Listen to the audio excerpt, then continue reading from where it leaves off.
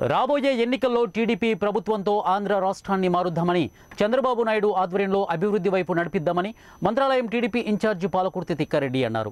కర్నూలు జిల్లా కోసిగి మండలం ఆర్లబండ గ్రామ సమీపంలో అధ్వానంగా ఉన్న రోడ్లపై ధర్నా చేశారు.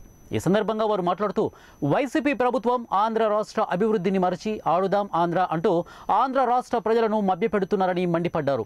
కోట్లాది రూపాయల ప్రజాధనాన్ని వృధా చేస్తున్నారన్నారు.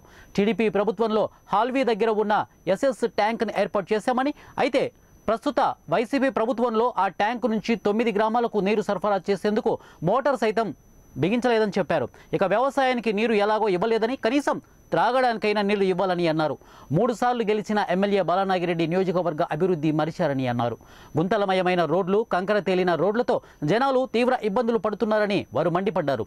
ఈ కార్యక్రమంలో టీడీపీ నాయకులు ఆర్లబండ గ్రామ సర్పంచ్ మజ్జిగ మల్లికార్జున, వక్రాని వెంకటేశ్వర్లు, భరద్వాజ్ శెట్టి తదితరులు పాల్గొన్నారు. 8 లక్షలు పెడితే మోటార్ వస్తుంది, 19 గ్రామాలు తాగనికి నీళ్ళు లేవప్ప. మీరు ఆంధ్ర మాట 600 కోట్లు బ్యాట్ ఇరిపోతుంది, బాల్ కొడితే బాల్ ఇరిపోతుంది.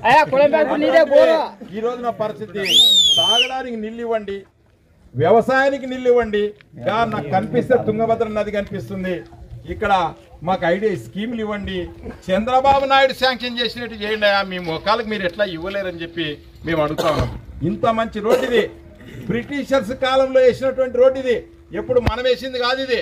ఈ హాల్వీ నుంచి కర్నూలుకు ఉన్నటువంటి రోడ్డు ఈ కోసిగి రోడ్డు, అటువంటి రోడ్డు బాలనాగిరెడ్డిని 3 సార్లు గెలిపిస్తే ప్రజలకు ఇచ్చిన బహుమానం ఈ డాంబర్ రోడ్డు.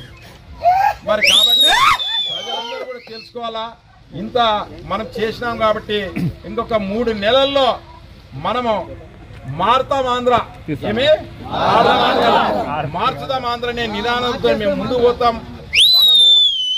మనతో పాటు కలిసి వస్తున్న పవన్ కళ్యాణ్ గారు కలిసి అఖండ అలాగే కార్యకర్తలు గాని